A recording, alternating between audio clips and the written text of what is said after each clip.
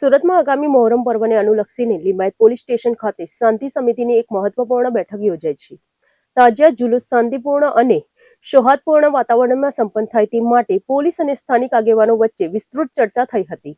સુરત શહેરમાં હંમેશા તમામ ધાર્મિક પર્વો શાંતિ, એકતા અને ભાઈચારાના વાતાવરણમાં ઉજવવાની ભવ્ય પરંપરા રહી છે. આ પરંપરાને જાળવી રાખવા માટે આગામી મોહરમ પર્વને અનુલક્ષીને લિંબાયત પોલીસ સ્ટેશન ખાતે એક ખાસ શાંતિ સમિતિનું બેઠકનું આયોજન કરવામાં આવ્યું હતું. આ બેઠકમાં પોલીસના ઉચ્ચ અધિકારીઓ સહિત વિસ્તારના વિવિધ સમાજોના અગ્રણીઓ, ધાર્મિક પ્રતિનિધિઓ તેમજ સ્થાનિક આગેવાનો ખૂબ જ મોટી સંખ્યામાં ઉપસ્થિત રહ્યા હતા. મહત્વપૂર્ણ ગણાતી આ બેઠક દરમિયાન મોહરમ નિમિત્તે નીકળનારા પરંપરાગત તાજિયા જુલુસને લઈને કાયદો અને વ્યવસ્થાની સ્થિતિ ચુસ્ત જળવાઈ રહે તે અંગે ગંભીર ચર્ચા કરવામાં આવી હતી. આ ઉપરાંત જુલુસના કારણે સામાન્ય જનતાને હાલાકી ન ભોગવવી પડે તે માટે ટ્રાફિક વ્યવસ્થા સુચારુ રાખવા અને સમગ્ર તહેવાર સૌહાર્દપૂર્ણ વાતાવરણમાં સંપન્ન થાય તે માટેના તમામ પાસાઓ પર વિસ્તૃત આયોજન વિચારવામાં આવ્યું હતું. બેઠકમાં હાજર પોલીસ અધિકારીઓએ તાજિયા કમિટીના આયોજકોને સરકાર દ્વારા બહાર પાડવામાં આવેલી તમામ માર્ગદર્શિકા અને નિયમોનું ચુસ્તપણે પાલન કરવા માટે અનુરોધ કર્યો હતો. પોલીસે અપીલ કરી હતી કે જુલુસ દરમિયાન શિસ્ત જળવાય અને સમાજમાં શાંતિ તેમજ કોમી એકતાનો મજબૂત સંદેશ જાય તે રીતે આયોજન કરવામાં આવે. આ સામે તે વિસ્તારના તમામ આગેવાનોને પણ પોલીસ પ્રશાસનને ખંભે ખંભા મિલાવીને સંપૂર્ણ સહયોગ આપવાની ખાતરી ઉચ્ચારી હતી. સ્થાનિક આગેવાનોએ મોહરમના તમામ કાર્યક્રમો શાંતિપૂર્ણ અને વ્યવસ્થિત રીતે યોજાય તે માટે પોલીસ તંત્ર સમક્ષ કેટલાક રચનાત્મક અને જરૂરી સૂચનો પણ રજૂ કર્યા હતા, જેને પોલીસે હકારાત્મક રીતે સ્વીકાર્યા હતા. વધુમાં લિંબાયત પોલીસ સ્ટેશનના પીઆઈ દીપેન્દ્રસિંહ ચૌહાણે જણાવ્યું હતું કે તાજિયા જુલુસના નક્કી કરાયેલા રૂટ, સંવેદનશીલ વિસ્તારોમાં ચુસ્ત સુરક્ષા વ્યવસ્થા, સીસીટીવી કેમેરા અને ટ્રાફિક નિયંત્રણ અંગેનું પૂર્વ આયોજન અત્યારથી જ શરૂ કરી દેવામાં આવ્યું છે. પીઆઈ દીપેન્દ્રસિંહ ચૌહાણે સોશિયલ મીડિયા કે અન્ય માધ્યમો પર ફેલાતી કોઈપણ પ્રકારની અફવાઓ અથવા ગેરસમજથી દૂર રહેવા અને સૌએ સાથે મળીને આ પર્વની ગરિમા જાળવવા અપીલ કરી હતી. બેઠકના અંતે તમામ આગેવાનો અને પોલીસ તંત્રએ પરસ્પર અદ્ભુત સંકલન દ્વારા મોહરમ પર્વને સુરક્ષિત અને કોમી સૌહાર્દના માહોલમાં ઉજવવાનો મક્કમ સંકલ્પ વ્યક્ત કર્યો હતો. આજરોજ લિંબાયત પોલીસ સ્ટેશન ખાતે શાંતિ સમિતિના સભ્યો તેમજ તાજિયા કમિટીના મેમ્બરોની સંયુક્ત મિટિંગ લેવામાં આવેલી. જે મિટિંગમાં દરેક તાજિયા કમિટીના જે મેમ્બરો જે જુલુસ પસાર કરવાના છે તેના પોતપોતાના રૂટથી વાકેફ કરવામાં આવ્યા. દરેક રૂટમાં પોલીસ બંદોબસ્ત તેમજ દરેક તાજિયા સાથે પોલીસ માણસો પણ ફાળવવામાં આવ્યા છે. એમના રૂટ દરમિયાન જે કંઈ તકલીફ, જે કંઈ અડચણ ઊભી થાય એના નિરાકરણ માટેના વ્યવસ્થા શું કરી શકે એ બાબતે જરૂરી ચર્ચા કરવામાં આવી. દરેક શાંતિ સમિતિના મેમ્બરો અને તાજિયા કમિટીના મેમ્બરો જે છેલ્લા 20-30 વર્ષ દરમિયાન લિંબાયત પોલીસ વિસ્તારમાં શું પ્રકારના પ્રશ્ન ઉદ્ભવિત થાય છે એ બાબતે જરૂરી વાકેફ થવામાં આવ્યા. આના બાબતે જે કંઈ શક્ય બને એટલા નિરાકરણ પગલાં લાવવાની તજવીજ કરવામાં આવે છે. બંદોબસ્તમાં આશરે 400 થી 500 પોલીસ કર્મચારીઓ બંદોબસ્ત માટે ફાળવવામાં આવશે. દરેક રૂટના પ્રેશર પોઈન્ટ, સંવેદનશીલ પોઈન્ટ દરેક જગ્યાએ પોલીસ બંદોબસ્ત અધિકારીઓ ફાળવવામાં આવશે. અને દરેક જે તાજિયા જે છે દરેક તાજિયા સાથે અમારા પણ પોલીસ કર્મચારીઓ તાજિયા ઠારવા અને જે હોળી બંગલા સુધી જે બંદોબસ્ત ફાળવવામાં આવે છે એમાં તે રૂટ જોડે જોડે દેવામાં આવશે.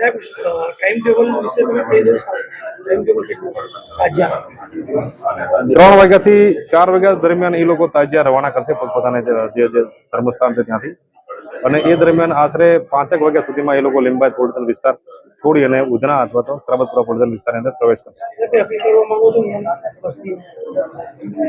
આ બાબતે કોઈ કોમી પેલું કંઈ ન ઊભું થાય એના માટે હિન્દુ મુસ્લિમ તમામ જે છે વિસ્તારના રહીશોને મારી અપીલ છે કે દરેક હિન્દુ મુસ્લિમના તહેવારો શાંતિથી ઉજવણી થાય એ બાબતે દરેક નાગરિકે વિચારવું જોઈએ. મુસ્લિમ તમામ શાંતિ સમિતિના સભ્યો તથા તમામ રહીશો જે ખુલ્લે શાંતિભર્યા વાતાવરણમાં જે તહેવારને સેલિબ્રેશન કરી રહ્યા છે એ માટે તમામ જે મુસ્લિમ બિરાદરો અને હિન્દુ ભાઈઓ જે પોતપોતાની રીતે જે વૈમનસ્ય વાતાવરણ ઊભું ન થાય અને જે પોતાની જે મોટા સૂઝ છે એ મુજબ વર્તન કરી રહ્યા છે દરેક તહેવારમાં એ બદલ ખૂબ આભાર માનીએ છીએ પોલીસ બધું. અને આપના પ્રયત્નો થકી જે સમાજમાં જે મેસેજ જઈ રહ્યો છે કે દરેક સમાજ દરેક રીત રિવાજ મુજબ પોતાના તહેવારનું સેલિબ્રેશન કરે એમાં તમારો સિંહ ફાળો રહ્યો. અમારી અપેક્ષા એ જ છે કે હાલ જે 25-26 તારીખના રોજ જે તાજિયાના સુરત સિટીના 300 જેટલા તાજિયા પૈકી આપણા વિસ્તારના 60 જેટલા તાજિયા છે તે સુરત સિટીના 25% પોર્શન તો માનો કે આપણા પોર્શન વિસ્તારનો છે. પોલીસ વિભાગ તરફથી આશરે 500 જેટલા બહારથી પોલીસ કર્મચારીઓ બોલાવવામાં બંદોબસ્ત માટે આવવાના છે. પોલીસ ફોર્સ તો ઠીક છે પોતાના ફરજના ભાગરૂપે જે બંદોબસ્ત કરશે પરંતુ સૌથી મોટી જવાબદારી એ છે શાંતિ સમિતિના સભ્યોની કે તમે લોકો ગ્રાઉન્ડના લોકો સાથે એકદમ જોડાયેલા હોય. તમારા થકી બધા જ શાંતિ સમિતિના સભ્યો અને મતલબ રાજ્ય કમિટીના મેમ્બર્સો જે વાતાવરણ છે એને વ્યવસ્થિત સુદૃઢ કરી શકો. તો પોલીસને કોઈ પણ પ્રકારના ઘર્ષણમાં કે કોઈ પણ બંદોબસ્તની જરૂર નહીં રહે. અગર શાંતિ સમિતિના સભ્યો જો સવારથી જે જુલુસ નીકળશે અને આપણો વિસ્તાર પાસ થશે, મતલબ તમારી પાસે તો છે હોળી બંગલા સુધીની છે, તો શાંતિથી આ બંદોબસ્ત પૂર્ણ થશે. અને મને આશા છે કે તમે આ બધું કામ વર્ષોથી કરતા જાઓ છો. 1993થી પોલીસ સ્ટેશન બન્યું ત્યારથી હું શાંતિ સમિતિના સભ્યો છું અને 20 વર્ષની અંદર એ લોકો એવી એવી ઘટનાઓ જોઈ છે, એવા મતલબ અમે ઉલ્લડો જોયા છે કે જે કદાચ અમારી નવી પેઢીની પોલીસને તો કદાચ આ બાબતનો કોઈ અનુભવ પણ નથી, જેટલો અનુભવ તમને લોકોને છે. તો અમારી અપેક્ષા એ જ છે કે આ તહેવાર શાંતિથી સેલિબ્રેશન થાય, વધુમાં વધુ લોકો આનંદ કરે. પોલીસ તરફથી કોઈ પ્રકારનું પ્રતાડિત ન થાય. પ્રતાડિત તો કોઈ થતું જ નથી, પણ કોઈ બિનજરૂરી કોઈ એવું માહોલ ન બગડે કે જેથી કરીને કાયદો અને વ્યવસ્થાની પરિસ્થિતિ ઉપર પ્રશ્ન ઊભા થાય.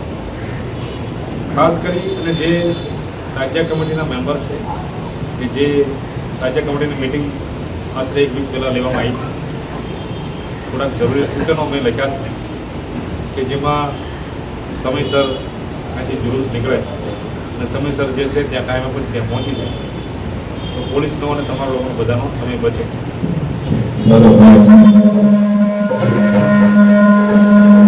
બધા આનંદ અને સેલિબ્રેશનના મૂડમાં હોય, પરંતુ કે બિનજરૂરી ટ્રાફિક ન થાય, આપણા જુલુસના કારણે કોઈ ઘાયલ બીજા લોકોને કે અડચણ ઊભી ન થાય, રોડ કલાકો સુધી જામ ન થઈ જાય, આ બધી પણ જવાબદારી જે તે રાજ્ય કમિટીના જે તે જુલુસ સાથેના મેમ્બરની રહેશે. દરેક જુલુસ સાથે રાજ્ય સાથે અમારા એક પોલીસ એએસઆઈ, એક હોમગાર્ડ, એક કોન્સ્ટેબલ 3ને ફાળવવામાં આવશે.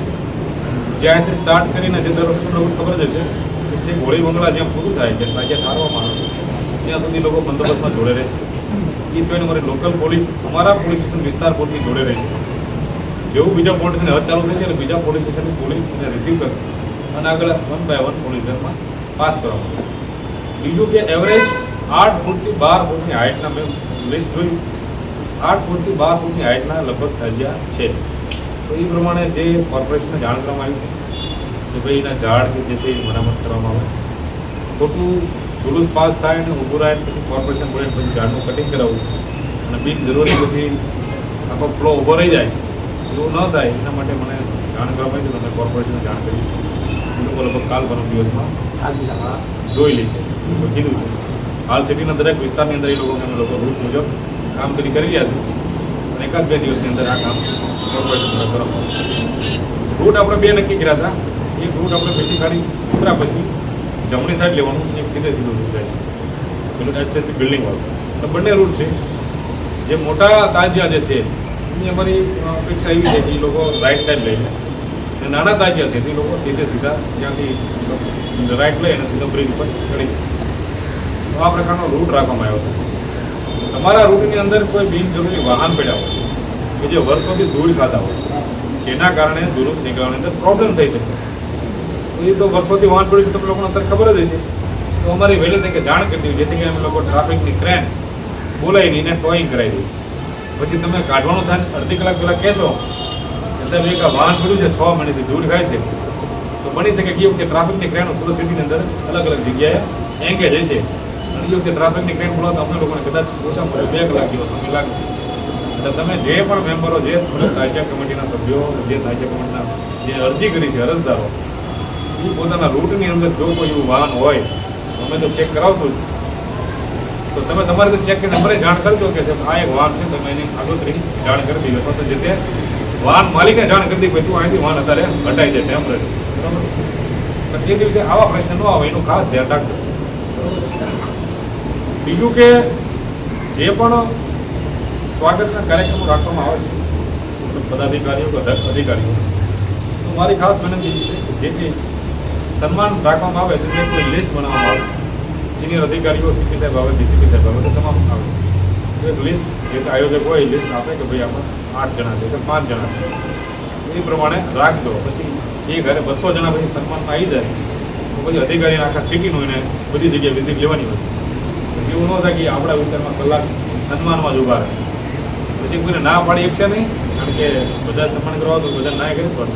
મેં આ સૂચના જરૂરી કરી હતી. અમને ઉપરથી એવો મેસેજ છે કે તમે સન્માન કરવાનો વાંધો નથી, પણ એક લિમિટેડ જે કમિટીના કે જે મેમ્બરો હોદ્દેદારો કે જે કે હોય એ લોકો કરે તો વાંધો નથી. પછી લાઈન લાંબી થઈ જાય તો માણસોને એ પછી સારું નહીં લાગે મારી દ્રષ્ટિએ. બરાબર છે. આઈટીએસ અધિકારીની ડિગ્નિટીનું કોઈ મહત્વ રહેતું હોય. અને તમારે જે ટેબલો કે જે જગ્યા લાગે છે તમારી જે છૂટ છે બધાનું સન્માન કરો, સારી બાબત છે. પણ સન્માન એ રીતે કરજો કે પછી બીજા બધાને સન્માન કરો તો હું છું તો મારું સન્માન કરી લઈજો, આપણે ફોટા પડાવી લઈએ. બરાબર. આઈટીએસ અધિકારીઓને જરૂરી આપણે સમય નહીં બગાડવો. બરાબર છે. બીજું કે મારો પહેલો બંદોબસ્ત છે રાજ્યનો, મને બંદોબસ્તનો કોઈ અનુભવ આનો છે લીંબાયત. તમે વાત બધી સાંભળી તો લીંબાયતનો બંદોબસ્ત હતો, મોટો બંદોબસ્ત છે સુરત જિલ્લાની તમામ પોલીસ સ્ટેશન પૈકી.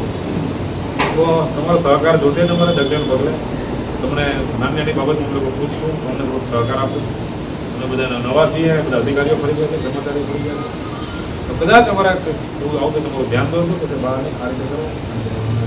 અનુભવ એવું કહે હું હજી પણ તમને કહું છું કે તમારા 20-30 વર્ષનો અનુભવ છે, તમારે 2 મહિનાનો અનુભવ છે. તો અનુભવ મોટો હોય છે, તો અમે અનુભવની ચોક્કસીનો અમે ઉપયોગ લઈશું તમારો. અને અપેક્ષા રાખું છું કે આ તહેવાર શાંતિથી અને કોઈપણ જાતના નિર્વિવાદિત પૂર્ણ થાય એવી હું તમામ પાસે અપેક્ષા રાખું છું. આ બાબતે કોઈ પણ 2 દિવસની વાર છે, કોઈ પણ ક્વેરી હોય, કોઈ પણ પ્રશ્ન હોય તો ચોક્કસ મારું ધ્યાન દોરજો.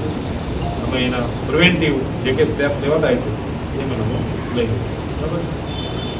તો તમારે આમાંથી કોઈને કંઈ રજૂઆત હોય તો ડાયરેક્ટ આપણે વાર્તાલાપ એક જ કરી લઈએ, જેથી કરી